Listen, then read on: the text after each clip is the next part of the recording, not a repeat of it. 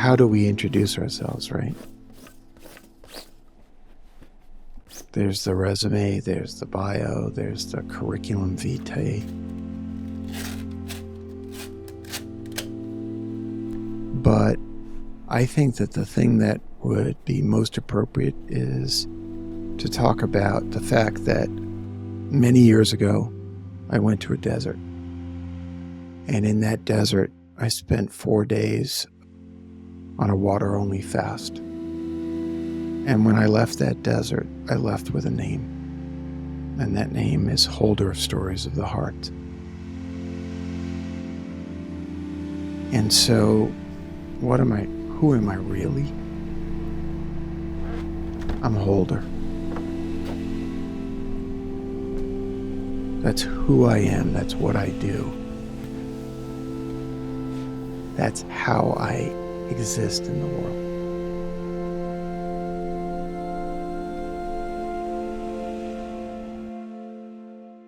Jerry, tell me, what is your origin story? It's a funny phrase, right? It sort of evokes Marvel and the superheroes. Well, I'm from the block. I'm from Brooklyn. And, you know, it's more than just being from Brooklyn. I'm from Flatbush. And if you're from Brooklyn, you know what that means. And it's, you know, there's a funny Bugs Bunny cartoon. Mel Blanc, who voiced Bugs Bunny, used the Brooklyn accent. So when you hear Bugs Bunny, that's actually Brooklyn. Bugs Bunny used to say, I'm deep in the heart of Brooklyn, because I'm from Flatbush. Deep in the heart of. And I'm number 6 of 7 kids. We were in the ground floor of a building that my grandfather owned, 377 East 26th Street. And as I look at this photo and I see my grandfather's arms around my brother and I can smell the Old Spice cologne that he would wear. I can see my terrible haircut. It's also good to see my father's smiling. And I still see a can of Pabst Blue Ribbon right here. You know, we were talking about what does Brooklyn mean to me, right? There's the positive side and the negative side, because it was also a place where I was scared a lot. I spent the first 12 years living there. And then in 7th grade, in the middle of 7th grade, after my father was mugged, beaten, and nearly killed one night after going out to the grocery store for his nightly run of 2 6-packs of Pabst Blue Ribbon beer, we moved to another part of Brooklyn. And we went from being what felt like deeply rooted in a particular area to feeling somewhat unrooted, or I did. It was a very disruptive, disjointed time. I mean, this kid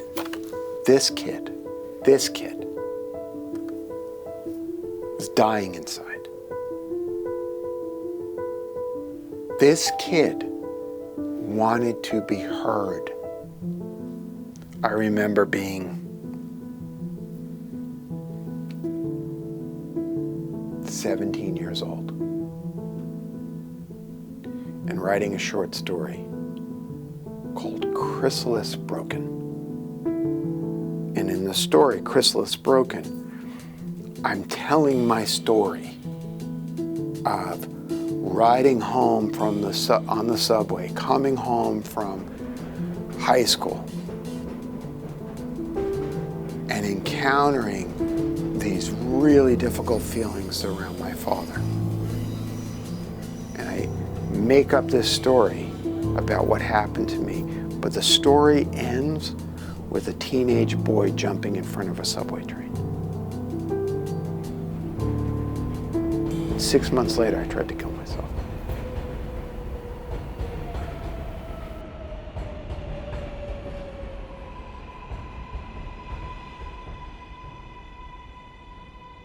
When I look back on that experience, that was a boy trying to express his feelings,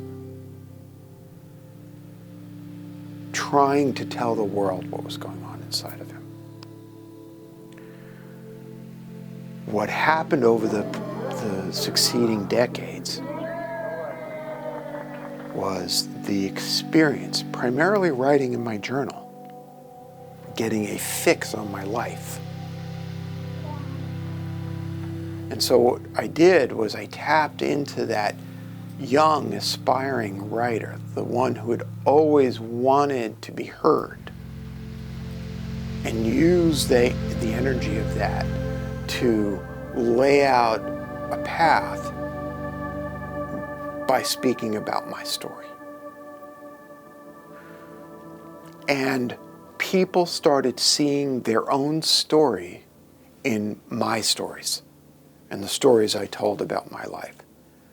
So much so that this phrase, "your story is my story," started coming at me from a wide variety of people. That experience blows me away. But it also taught me something really powerful, and that is we are all yearning to have our stories heard. And that hearing each other's stories is the root of building a community of belonging. To know that those stories connect us, create an opportunity for something that is deep and profoundly part of the human condition. It's an answer to the call, to the longing to belong. I think it's a universal human experience in many ways to cut ourselves off from the parts of our past. I don't mean to set myself up as someone who knows the path to healing, but I'm hoping that sharing my own experience and sharing the implications of not doing this work in what I've seen around me inspires people to undertake their own work. You know, remembering literally means remembering, reconnecting that which has been disconnected and dismembered. The positive and the negative, the totality of who we are. That's my work to do as I seek to feel my sense of belonging in the world. I was scared to come here. We left afraid. We left because my father had gotten beaten up. And I've had no closure since I was 12 years old. This is my home. I belong here. You know, I belong to this place. He grew up here. Right down there. I was born in that house. I was born here.